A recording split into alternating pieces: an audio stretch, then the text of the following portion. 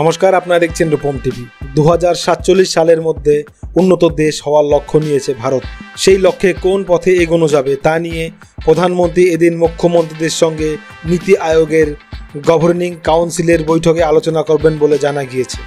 Operation সিন্দুরের পর মুখ্যমন্ত্রীদের সঙ্গে প্রধানমন্ত্রীর এটা প্রথম বৈঠক। মনে করা হচ্ছে অপারেশন সিন্দুর নিয়েও মুখ্যমন্ত্রীদের জানাতে পারেন প্রধানমন্ত্রী।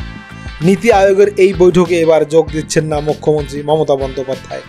গত বছর বৈঠকে যোগ দিয়েছিলেন তিনি, কিন্তু মাঝপথে বেরিয়ে আসেন।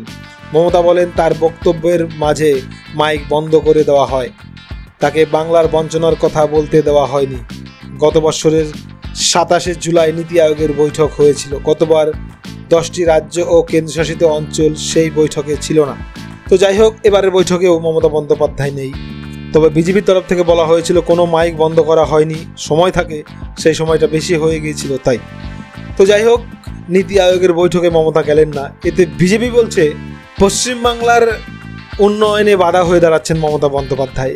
নীতি আয়োগের বৈঠকে গিয়ে মমতা বন্দ্যোপাধ্যায় সব কিছু চাইতে পারতেন প্রধানমন্ত্রীর কাছে, জানাতে পারতেন পশ্চিমবাংলার কি দরকার, কিন্তু মমতা বন্দ্যোপাধ্যায় নিজের স্বার্থ সিদ্ধির জন্য বাংলার বারবার ক্ষতি করছেন। প্রধানমন্ত্রীর কাছ থেকে কিছু আবেদন করে বড় কিছু নিতে পারতেন, তিনি যাচ্ছেন না, ব্যক্তিগত ইগো দেখিয়ে বাংলার মানুষের উন্নয়ন নষ্ট করছেন। তো এইভাবে বৈঠকে যাচ্ছেন না, মোদির সঙ্গে দুশমনি করছেন, এতে কিন্তু বাংলার ক্ষতি হচ্ছে। তো আপনারা কিভাবে দেখছেন? এতে মমতা মোদির সঙ্গে ব্যক্তিগত দুশমনি দেখাতে গিয়ে বাংলার অনেক ক্ষতি করছেন।